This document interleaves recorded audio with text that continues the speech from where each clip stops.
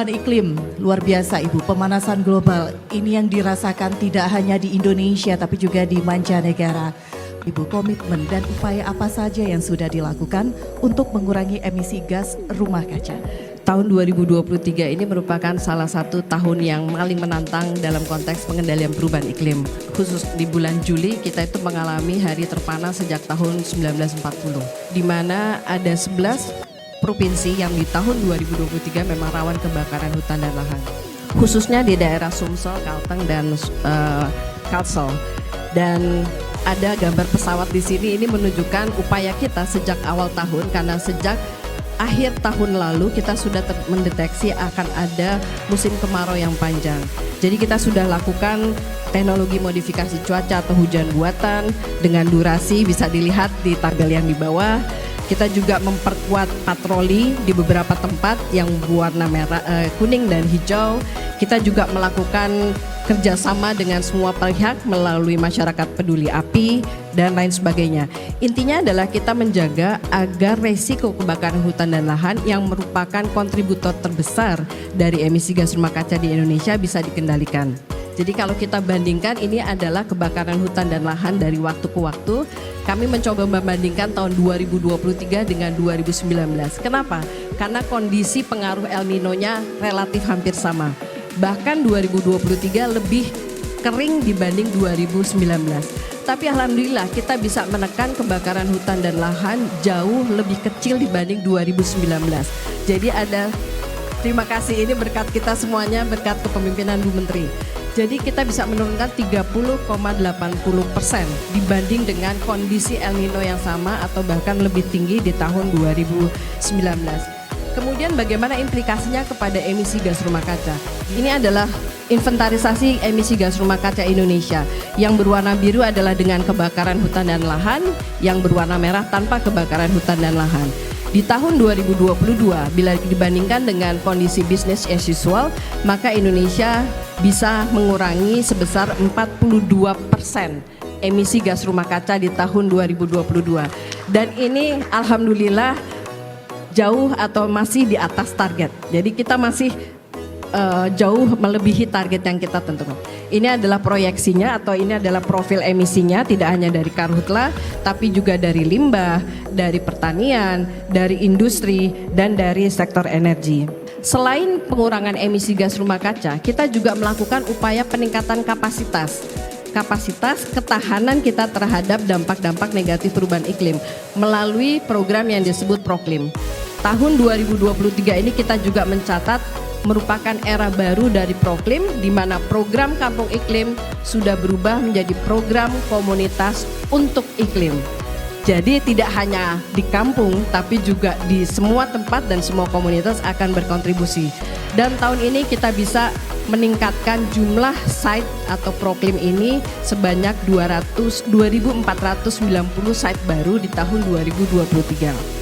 Tahun 2023 ini juga akan membuka era baru untuk emisi gas rumah kaca. Kita sedang menyusun dokumen baru second NDC di mana akan ada emisi gas rumah kaca baru yang akan kita atur. Salah satunya adalah hidrofluorokarbon melalui amandemen Kigali Montreal Protocol. Kita sudah ratifikasi di awal tahun.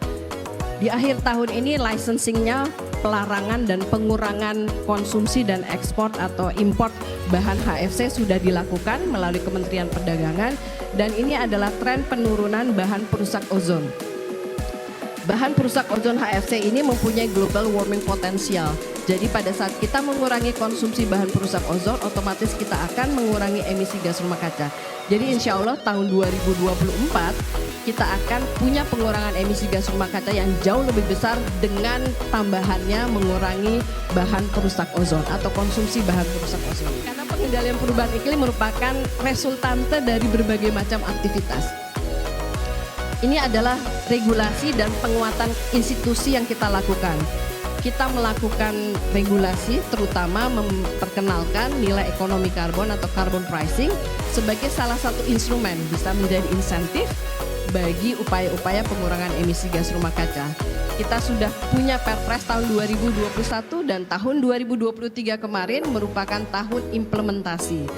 kita sudah punya regulasi di tingkat permen, bahkan di tingkat sektor kehutanan juga sudah ada, maka sudah keluar beberapa. Kita juga sudah punya volukol, tadi mungkin Pak Hanif, Pak Dirjen lupa mengatakan kita punya volukol, tempat di mana koordinasi untuk Volunetsing 2030 dilakukan, dan kita juga sudah membuka RKKIK, Rumah Kolaborasi dan Konsultasi Iklim dan Karbon, untuk meningkatkan layanan dan kolaborasi pengurangan emisi gas rumah kaca dan peningkatan ketahanan iklim. Tidak hanya KLHK saja yang berbuat, tapi di sektor finansial juga sudah lakukan.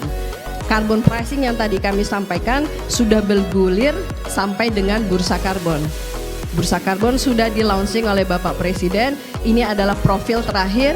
Sudah ada 15 pembeli pertama, total ada 44 peserta di bursa karbon, dan angka ini setiap saat bisa kita lakukan real time karena sistem registri nasional Indonesia yang ada di PPI di KLHK sudah berkoneksi langsung dengan carbon registry yang ada di bursa karbon di bawah OJK. Rekognisi menjadi penting. Indonesia mendapat rekognisi atas upaya pengurangan emisi gas rumah kaca.